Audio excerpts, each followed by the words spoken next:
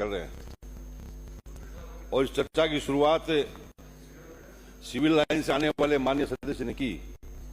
अच्छी बात है, उम्मीद तो उनसे नहीं थी, लेकिन नाटकीय ढंग से ही सही, लेकिन उन्होंने अपनी बात रखी। सभापति महोदय, आज हम सहकारिता पर चर्चा कर रहे हैं और मैं कहना चाहता हूं कि सहकारिता की जब शुरुआत हुई, सहकारिता की शुरुआत एक आंदोलन के रूप में हुई। सहकारिता कोई विभाग नहीं, सहकारिता एक आंदोलन था और हमारे देश के नेताओं ने आजादी से पहले हमारे किसानों को बड़े व्यापारियों से, सूदखोरों से बचाने के लिए इस सहकारिता आंदोलन की शुरुआत की। और मुझे कहते हुए बहुत खुशी है कि हमारे प्रदेश राजस्थान के अंदर सहकारिता आंदोलन बहुत तेजी से आगे बढ़ा। लेकिन आज हम लोग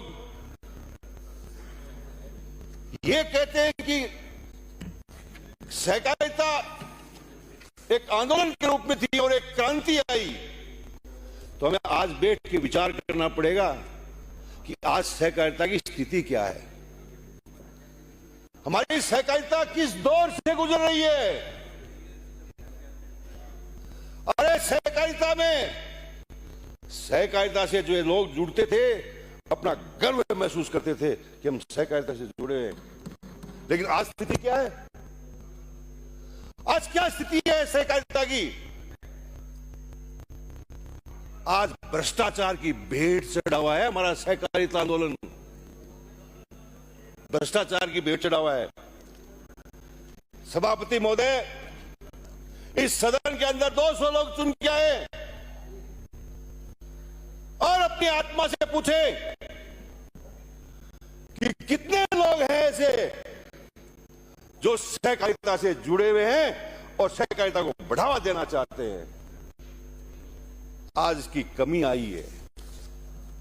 मैंने खुद ने देखा कि जब सहकारी संस्थाएं इतनी मजबूत थी, हमारे प्रदेश के बड़े बड़े नेता इसमें अपना रुचि रखते थे, आज वो रुचि धीरे धीरे समाप्त होती जा रही है।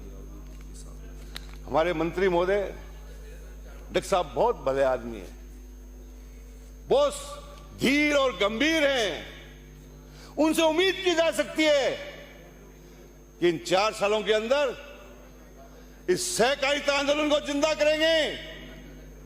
आज जो सहकारिता की जिस स्थिति में गुजर रहा है, लोगों का विश्वास हट रहा है, आप उसको विश्वास को बनाने में कामयाब होंगे, ये मेरी शुभकामनाएं हैं। सभापति महोदय, सहकारिता किसानों की जान है, जान आत्मा।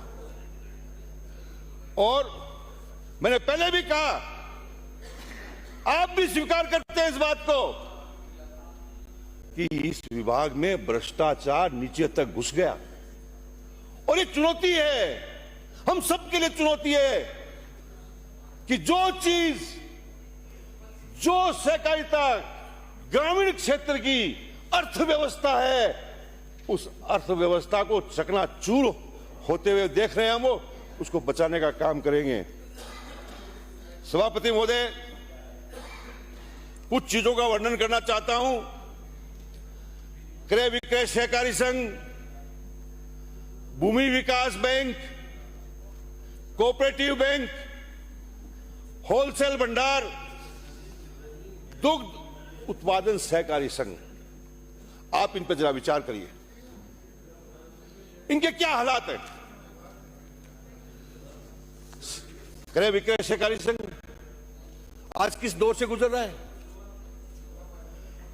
सभापति महोदय, विधानसभा की एक कमेटी बनाइए और जाके देखिए कि किसानों के साथ में खरीद के अंदर कितना अन्याय हुआ है।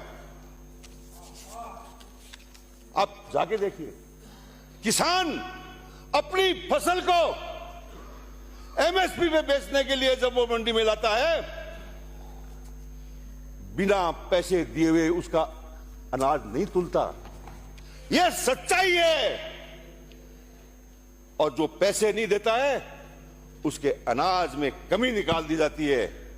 जब एक किसान अपने खून पसीने की कमाई जब वो मंडी में लेके आता है आपके विश्वास पर, और जब उसके कह दिया जाता है कि तेरा अनाज सही नहीं है, तो सभापति महोदय उसको आनन फानन में आने पौने दामों में बेचना पड़ता है। मैं किसान का बेटा हूं, मैंने हालात नजदीक से देखे हैं, किसान को रोते हुए देखा है, किसान की आंखों में आंसू देखे हैं।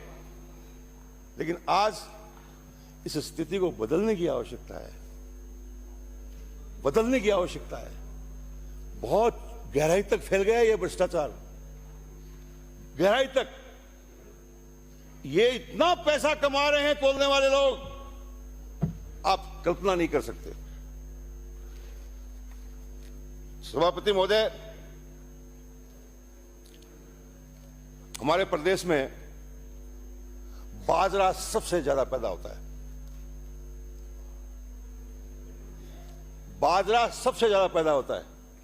और चुनावों के अंदर आपने कहा बाजरे को जो है एमएसपी पे खरीदेंगे। क्या हुआ? क्या हुआ?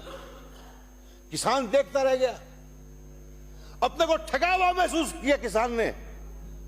लेकिन आज हम सबको गंभीरता से सोचना चाहिए कि हमको एकजुट होकर के सबको ये मांग करनी चाहिए, ये संकल्प करना चाहिए कि किसान का बाजरा भी हम खरीदें। सभापति महोदय, आज जो है भूमि विकास बैंक की बात करते हैं। भूमि विकास बैंक एक ऐसी सहकारी संस्था थी जो किसानों की